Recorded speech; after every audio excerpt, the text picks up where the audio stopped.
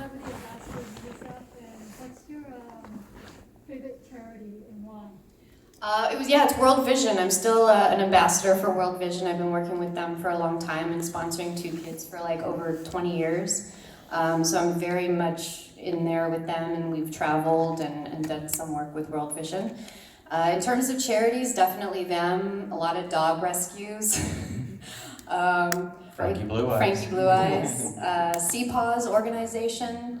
So a lot of animal stuff. And I don't know if you guys are aware, but if you can't adopt or foster, like a lot of these charities have Amazon wish lists, and you can just buy them a leash or a dog bowl. Like that's also a nice way to share and to give.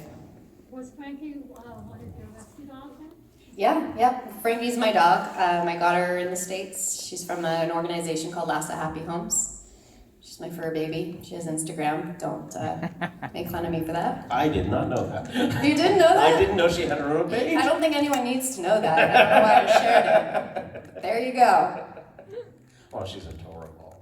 Yeah. I'm biased. Oh yeah, just a little. Oh, there's a question in the back there.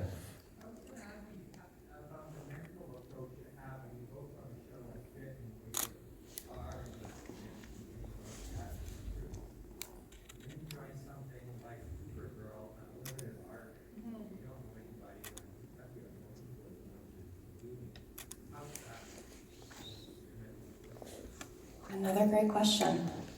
Making you work. So I'm going to repeat it because did everyone hear it okay?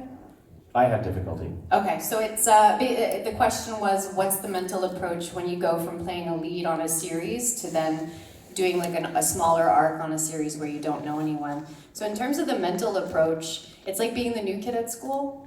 You don't want to piss anyone off. You want to do your job, show them why you're there, and then just like get out, but also hope they keep you around for more episodes. There's no difference in terms of the work that you put into it. I mean, every role is important, or it should be for the actor, and the nerves are always there. I mean, the nerves are there whether you're a lead on a series for 4 years or you're going in to do an arc for 4 days. I think as long as you're nervous, it shows that you care and you're still alive. And there's no real difference in approach, except when you're on a series as a lead, you are more comfortable. Like I said, it becomes a family.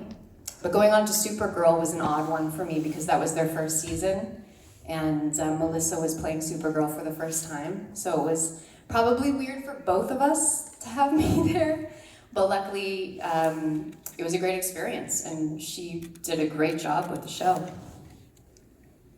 Thank you.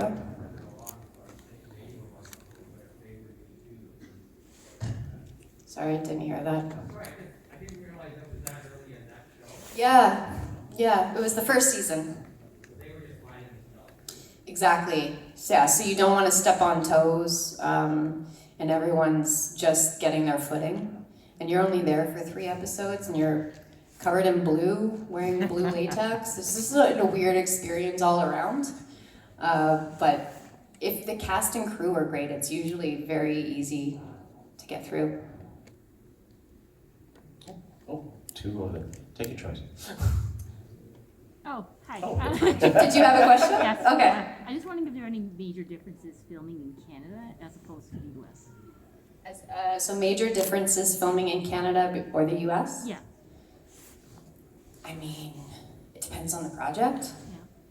Yeah. It depends on the budget. Depends on the climate. Depends on the cast. There's always differences. It doesn't matter, where you're filming. It's really just the project. For me, it's always nice to be in Canada because you end up mostly knowing most of the crew that you're working with after so long.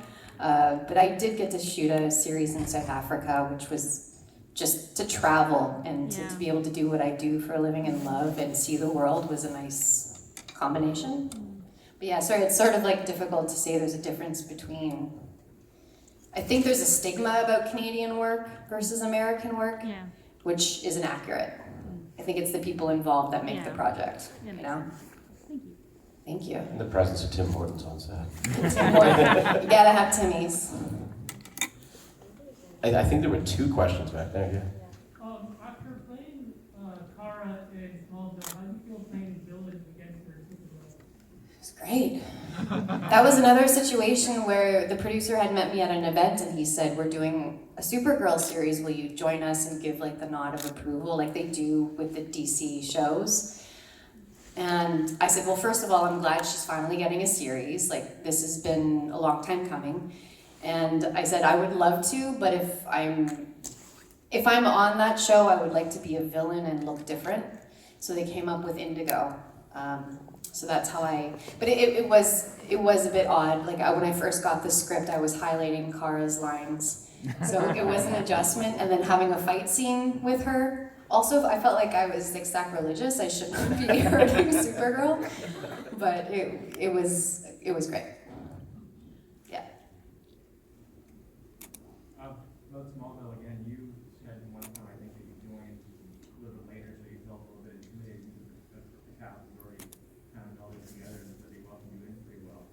Did you know from day one that you were going to be there for X number of episodes, or was it kind of like as of day by day, or episode by episode, season by season? I believe when I was cast, it was just going to be for a season. And then they liked the chemistry of Tom and I together, and they thought about doing a spin-off. And actually one of the episodes was a test pilot, but I didn't know. I would have done something different, I'm sure, had I known. But I think once they saw the chemistry with Tom and I in the cast, they kept her around a little longer than expected. I mean, Rosenbaum, I don't know if you guys have ever met Michael Rosenbaum. I mean, you'd know if you did. He's a character, and he likes to tell everyone I was a guest star. And I'm like, I guess technically I was, and then they just kept me. So pay didn't change, but yeah, it was not anticipated for me to stay that long. Yeah, it was when you left, but I wasn't sure. And she left in a kind of unfinished way too. I don't know why they did that. They just had me fly off. I do think that they felt because Kara could fly and Clark couldn't, when they'd have the trouble of the episode happen, I could get there faster than him, so it didn't make sense story-wise to keep me around because the show's about Tom and he wasn't flying. So they kind of would give me amnesia. Things would happen where I didn't remember how to do anything so that Tom could save the day. Did you get smashed in with the watermelon in that one scene you were showing them? The lasers. Did I smash him with the watermelon? Yeah, did you have any involvement in that where you got covered in the... No, they just threw the pieces on him. Again, it was too early to play pranks. I was just happy to be there. Going back to what you said earlier, though, it must feel really respectful and validating that they always come to you first whenever there's a Supergirl role. That must, like, it's sort of like giving, like you said, your seal of approval on it. That's got to be rewarding. I mean, they didn't come to me for the new Supergirl series, like, to play her, which I totally respect and understand. They didn't want to sort of mesh the two worlds together. They wanted to start fresh. But yeah, it's great that I'm even aligned with such an iconic, powerful female character and superhero, that my name's kind of always attached in the sentence when they talk about her or who's played her. I mean, you have Helen Slater in '84, and then I was the first TV one, and now we have Melissa, and I hope it continues. I hope we can see more and more of these characters. It's quite the gallery. Like It's it's like a little pantheon. I think we need to get all of us in the same room to Yeah. talk about playing the character and Well, our different experiences. That's a panel I would pay for, Yeah. definitely. I think so. Yeah. I think there was another question back there. I was just wondering, if you had an actor or actress in something upcoming, who would be one person that you would really like to work with? I mean, Meryl Streep. Oh, I've heard of her. She's good. Yeah, I think she's pretty known. I She's up think. there, yeah. I mean, again, it's like there's so many things I want to do. There's so many actors I want to work with. I just want to continue to do this. That's all I ask for, you know. If I'm lucky enough to work with Meryl, great. Probably not gonna happen. But I've worked with actors who I never thought I'd work with 5 years ago, and so you never know what's around the corner who you're going to be working with. I mean, I worked with Mark Wahlberg and Joseph Gordon-Levitt and Jeff Daniels and these people that I never thought in my right mind I would be on screen with. So I'm hoping that continues. Thank you. A stuffed bear. Don't stop there. A stuffed bear. Oh, a stuffed bear, yes, Ted, yes. Never thought I'd be talking to a talking bear, that's true. That's true, yeah. Couple right there. So last year, 12 hit the 20-year anniversary, so congrats to that. 3 years ago, when they did the 5-part Prices on Infinite Earth, we got to see Tom Welling and Erica Durant from Prize the World. Did they approach you two, or that's a big change? Huge loss. Yeah, they didn't approach, I don't think they approached Michael or I. Has Michael said if they did? I don't know. The internet says like they were kind of vague about what Yeah. Michael's gonna be doing. He's gonna be playing the Flash or Lex Luthor, Yeah. and he was like had family issues, but that's what the internet Okay. says. So. Yeah, the internet lies. Don't know if you guys are aware. He didn't have a script? Yeah, that was another part. So. Oh. Yeah, I don't know what their rumors are, but I didn't hear from them about it. So I would have definitely been a part of it. I think we've got time for a couple more questions. Oh, hold on, there's new people back here. One in. Sir? Which Marvel character would you like to play? Which Marvel character? That one. What do you think I should play? Sue Storm. Sue Storm? I think Fantastic Four. Mary Jane. I played Mary Jane, but a video game. Black Widow? That would be rad. Oh, no, she dies. Gwen Stacy. Peter Parker's first girlfriend.